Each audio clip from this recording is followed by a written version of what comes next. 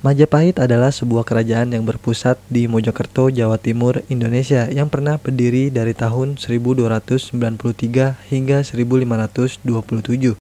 Kerajaan ini didirikan oleh Raden Wijaya, menantu dari Kertanegara, Maharaja Singasari terakhir, dan mencapai puncak kejayaannya menjadi kerajaan raya yang menguasai wilayah yang luas di Nusantara pada masa kekuasaan Raja Hayam Wuruk yang berkuasa dari tahun 1350 hingga 1389. Dalam babat-babat kuno, Majapahit juga memiliki nama lain yaitu Maospahit, Mojolengko, Wilwatika, dan lain-lain. Kerajaan Majapahit adalah kerajaan Hindu-Buddha terakhir yang menguasai Nusantara dan dianggap sebagai monarki terbesar dalam sejarah Indonesia. Menurut kitab Keraton Jawa yang bernama Negara Kertagama, kekuasaan Majapahit terbentang dari Jawa, Sumatera, Semenanjung Malaya, Kalimantan, Filipina, Manila, Sulawesi, Papua, dan masih banyak lagi. Sisa-sisa peninggalan arkeologis dan runtuhan bangunan kunonya banyak ditemukan di Kabupaten Mojokerto karena pernah menjadi ibu kota Majapahit. Situs keraton era Kertawijaya sampai Singawardana ditemukan di situs Kumitir yang berada di Trowulan, Mojokerto. Namun bagaimanakah awal mula kerajaan yang besar dan sangat berkuasa ini bisa berdiri? Sejarah mengenai kerajaan Majapahit masih menjadi salah satu subjek penelitian yang menarik untuk dibahas dan ditelusuri lebih jauh lagi. Sebelum masuk lebih dalam ke pembahasan, jangan lupa untuk like dan subscribe untuk mendapatkan berbagai video menarik lainnya. Inilah awal mula terbentuknya kerajaan Majapahit.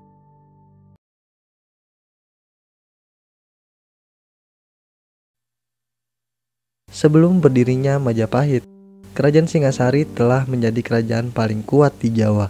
Hal ini menjadi perhatian Kubilai Khan, penguasa dinasti Yuan di Tiongkok. Ia mengirim utusan yang bernama Mengci ke Singasari yang menuntut upeti.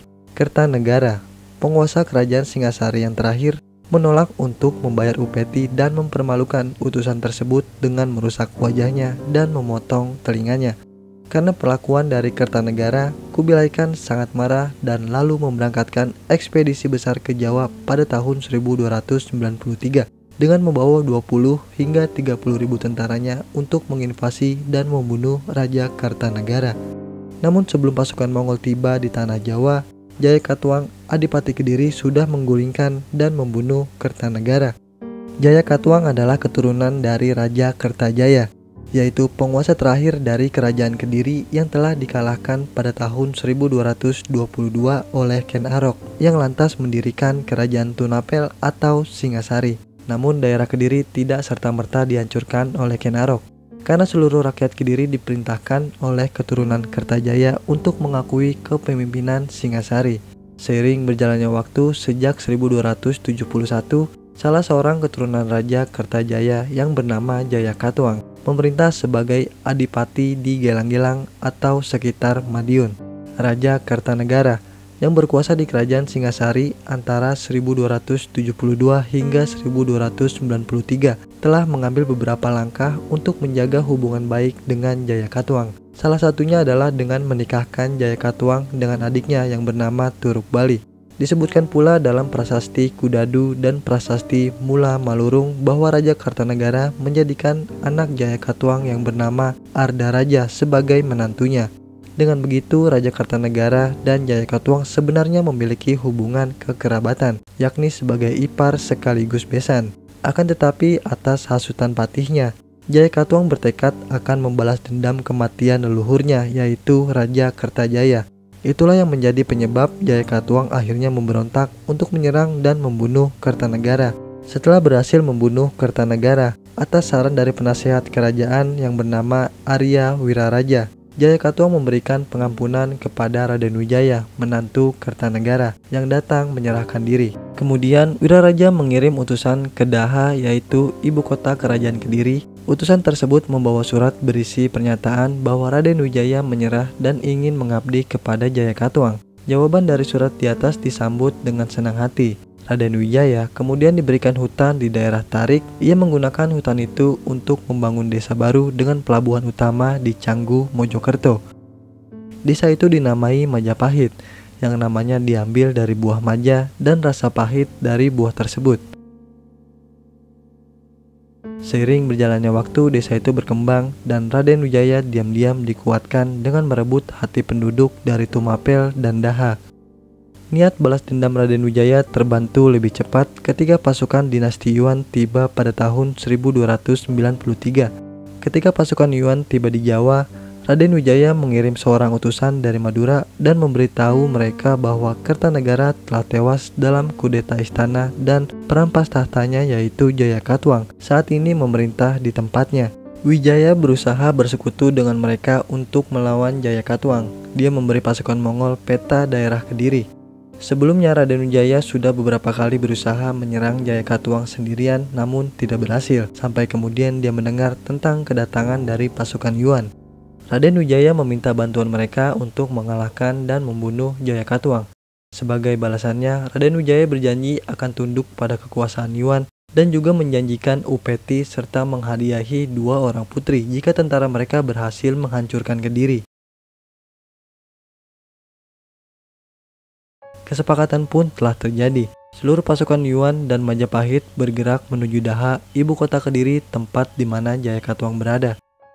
Dalam waktu 2 bulan, yaitu pada bulan Maret dan April 1293, pasukan Yuan dan Majapahit berhasil menerobos masuk pertahanan Kediri. Tentara tiba di Daha pada 26 April. Di sana Pangeran Kediri mempertahankan kotanya dengan pasukannya. Pertempuran berlangsung dari pukul 6 hingga pukul 2 siang. Setelah menyerang 3 kali, pasukan Kediri berhasil dikalahkan dan melarikan diri. Sementara pasukan Mongol dan Kediri sedang bertempur, pasukan Majapahit menyerang kota dari arah lain dan dengan cepat mengalahkan penjaganya. Raden Wijaya pergi ke istana dan membebaskan sang putri yang telah ditawan oleh Jayakatwang dan kedua dayangnya. Beberapa ribu pasukan Kediri mencoba menyeberangi sungai dan tewas tenggelam, sementara 5.000 tewas dalam pertempuran. Raja Jayakatwang mundur ke bentengnya dan menemukan bahwa istananya telah dibakar. Pasukan Mongol kemudian mengepung kota Daha dan meminta Jayakatwang menyerah. Pada sore hari, Jayakatwang menyatakan takluk kepada bangsa Mongol. Tentara Yuan menangkap Jayakatwang, putranya, istrinya, dan semua pejabatnya serta merampas harta yang bernilai 50 juta Yuan. Setelah Jayakatwang dikalahkan oleh pasukan Mongol, Raden Wijaya kembali ke Majapahit berpura-pura ingin menyiapkan pembayaran upeti untuk Mongol dan meninggalkan sekutu Mongolnya berpesta merayakan kemenangan mereka. Sebelum berangkat, Raden Wijaya meminta sebagian pasukan Yuan untuk datang ke negaranya tanpa membawa senjata, karena kedua putri yang dijanjikan tidak tahan jika melihat senjata-senjata. Akhirnya 200 prajurit Yuan yang tak bersenjata dan dipimpin oleh 2 orang perwira dikirim ke negara Raden Wijaya. Sesampainya di Majapahit, 200 tentara tersebut langsung dihabisi tanpa menyisakan satupun yang hidup untuk menghindari bocornya rencana Raden Wijaya yang ingin membinasakan semua pasukan Yuan. Akhirnya pada tanggal 26 Mei 1293, Raden Wijaya dengan cepat memobilisasi pasukannya dan menyergap rombongan pasukan Yuan. Setelah itu Raden Wijaya menggerakkan pasukannya menuju camp utama pasukan Yuan dan melancarkan serangan tiba-tiba. Dia berhasil membunuh banyak prajurit Yuan, sedangkan sisanya berlari kembali ke kapal mereka. Raden Wijaya tidak menyerang Mongol secara langsung. Ia menggunakan semua taktik yang kemungkinan bisa mengacaukan dan mengurangi pasukan musuh sedikit demi sedikit. Selama pelarian, tentara Yuan kehilangan sebagian rampasan yang ditangkap sebelumnya. Pasukan Yuan mundur secara kacau karena angin muson yang dapat membawa mereka pulang akan segera berakhir, sehingga mereka terancam terjebak di Pulau Jawa untuk 6 bulan berikutnya. Sebelum pasukan Yuan pergi, mereka menyempatkan waktu untuk membunuh Jayakatwang dan juga seorang putranya. Pada akhirnya pasukan Yuan pergi meninggalkan Jawa dengan kalang kabut pada 31 Mei 1293. Menurut cerita, mereka pergi menuju Guangzhou dengan menempuh perjalanan selama 68 hari. Perkiraan ada 60% tentara Yuan terbunuh saat itu, sekitar 18.000 orang, akibat dari serangan kejutan yang dipimpin oleh Raden Wijaya. Sisa pasukan dinasti Yuan yang berhasil pulang membawa anak-anak Jayakatwang serta seluruh pejabatnya yang berjumlah 100 orang. Mereka juga membawa sisa hasil rampasan, peta negara, dan catatan populasi. yang menjadi cikal bakal penyerangan lebih besar yang akan dilakukan oleh Kubilai Khan dengan membawa 100.000 tentara untuk menginvasi Majapahit. Namun rencana tersebut dibatalkan karena kematian dari Kubilai Khan.